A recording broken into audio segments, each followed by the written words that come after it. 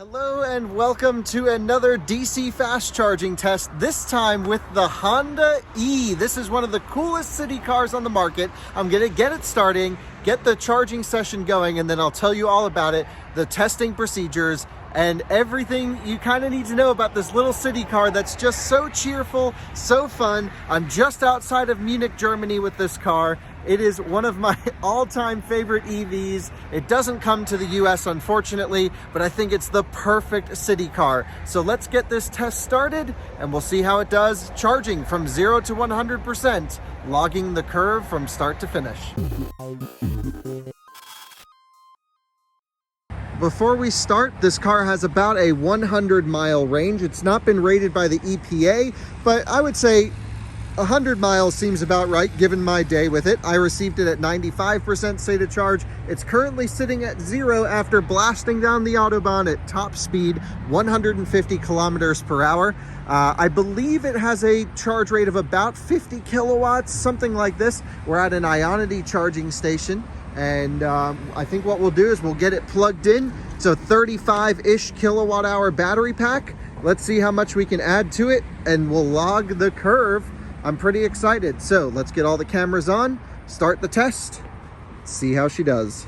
Here's how I run my 0 to 100% charging test. This is the full procedure and exactly what I've done with this car. I first started a pretty high state of charge at the beginning of the day. I want to run the car up to operating temperature in mixed environments. So I drove this car around Munich. We took it right downtown, had to go to the Apple store. It's awesome. Actually, having a car with no side mirrors, let me show you these really quick. You can see there's some screens here for your mirrors. It's very cool. Here on the door, take a look. You just have this little unit, which is so neat. This works wonderfully, and it makes it so easy to zip in and out of traffic. Now, on the highway at night, I'm not so sure I'm sold on the technology. It's a little glary, and also it's weird because when you move your head around, sometimes to get a little bit better view out of the mirror, obviously the camera view doesn't change. That's a little bit odd. Anyway, the testing procedures. Drove it around the city, ripped it at max speed down the Autobahn, again 150 kilometers per hour, pulled in here around 3 or 2%.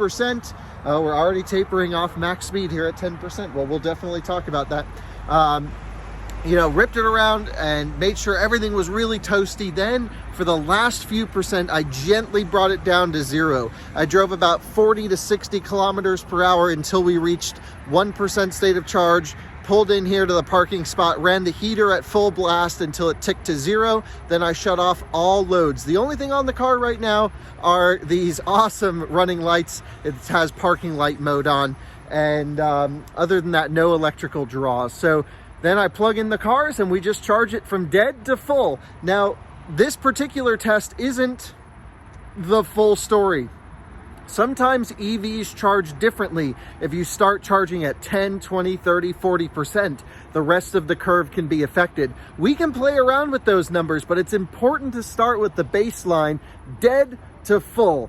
And that's exactly what we're doing here. By the way, I was very impressed with the power output of this car. Even at 1%, it drove normally. It got up to speed quite well.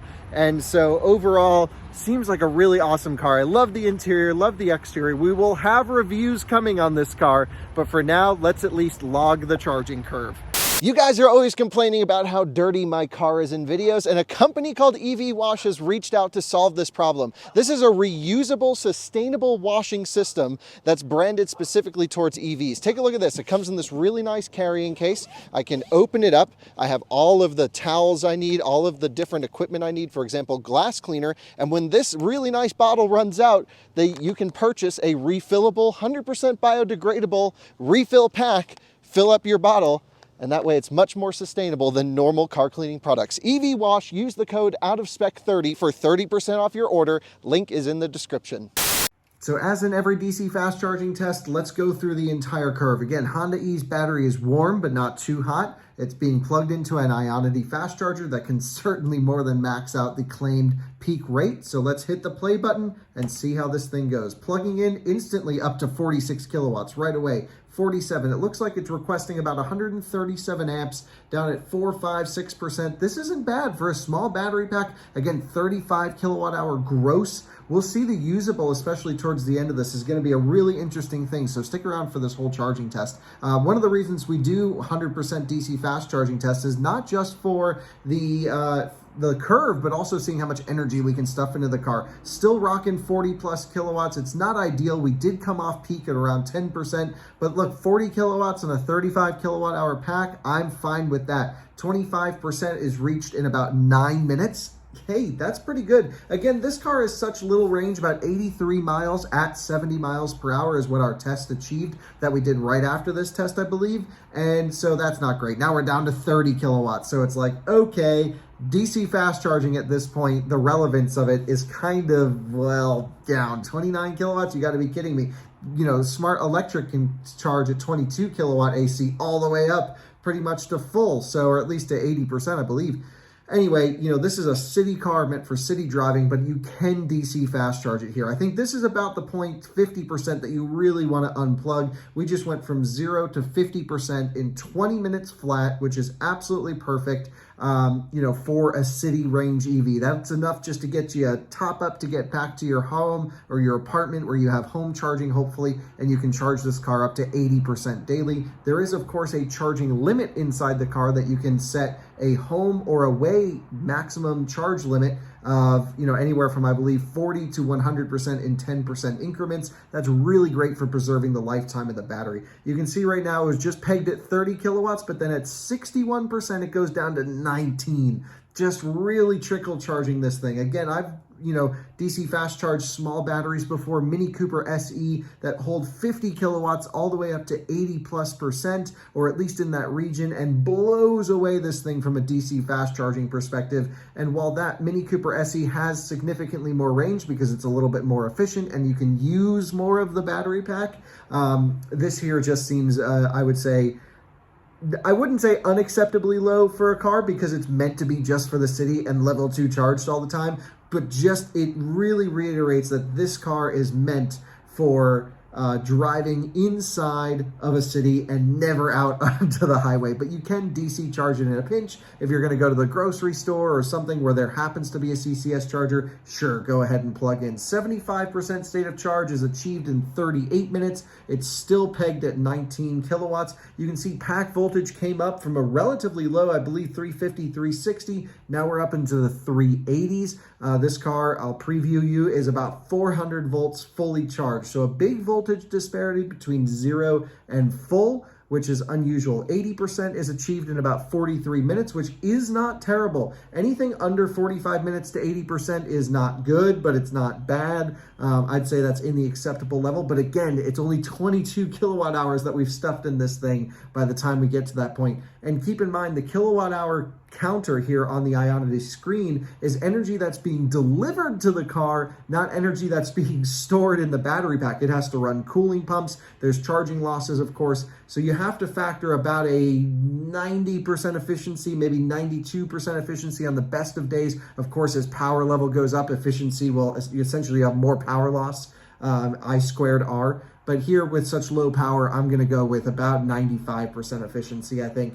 We're still delivering 20 kilowatts, which is great. Basically what this car does is it sets an amperage limit, and then as pack voltage increases, your total power level goes up, and then it falls off ledges. So it'll fall off a ledge and then creep up a little bit, then fall off another ledge, and we just came off another ledge here. 96% down to 2 kilowatts. You've got to be kidding me.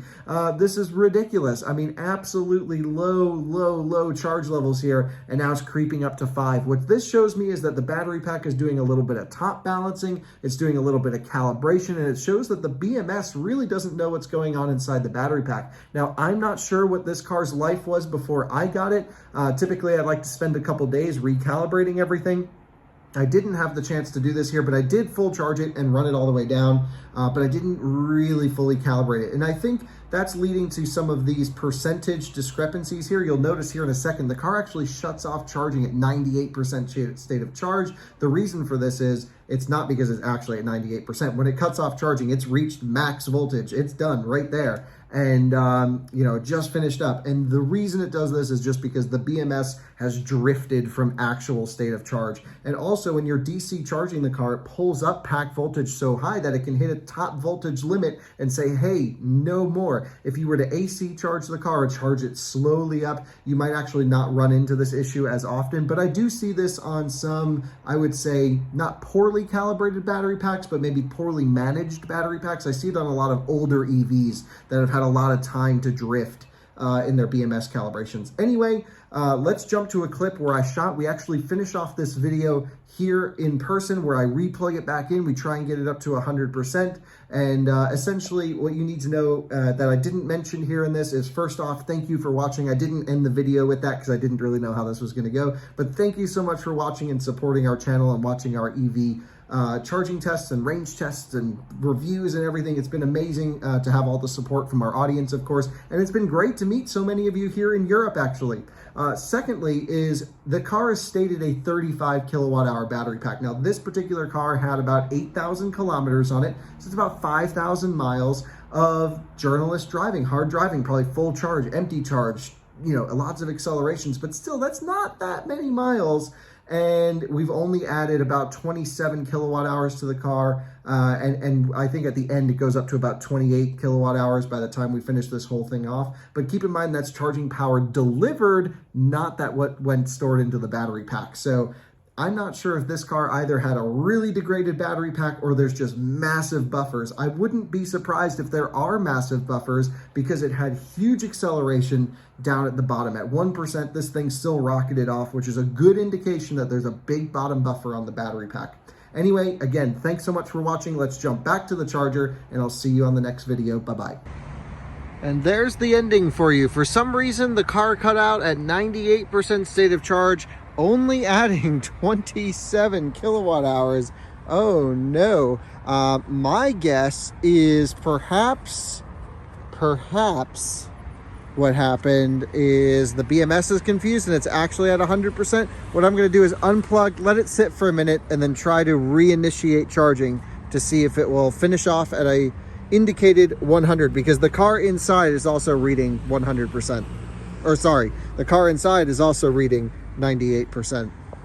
So I've just reconnected it, restarted the charging session. I think this means please wait. I see that on a lot of things. And that's the extent of my German. Communication something. Well, now it shows 99%. So it definitely was the BMS freaking out. You can see it shot up to 12 kilowatts. That's impressive. But I think it's going to drop down as it really pulls up that pack voltage. It's just shocking the system right now. Yeah, it should probably level off right back at around 4 kilowatts would be my guess. But we're putting more juice in, so we're going to let this finish up. I'll let you know the ending results, the end screen here, and we'll add it to the totals. We're so close to the end, and it really is a minute difference here that I think will be okay having this brick charging at 98%. Most people will only charge to about 80.